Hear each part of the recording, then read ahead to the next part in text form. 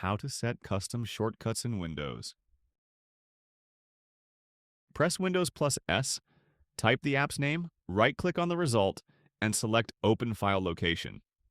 Now right-click on the shortcut and select Properties. Under the Shortcut tab, select the Shortcut key box, press Ctrl, then Shift or Alt, followed by any other key that you want to set, and click Apply and OK to save the custom shortcut.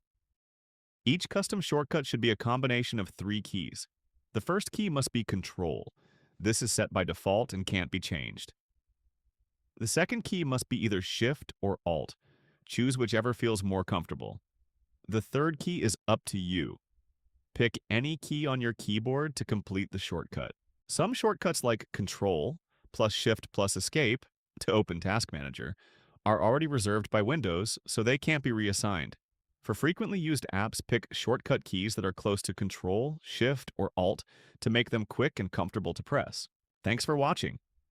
If this video helped you master Windows, don't forget to like, share, and subscribe to Windows Explained for more tips, tricks, and tutorials. Hit the bell icon so you never miss a Windows shortcut or fix. See you in the next one.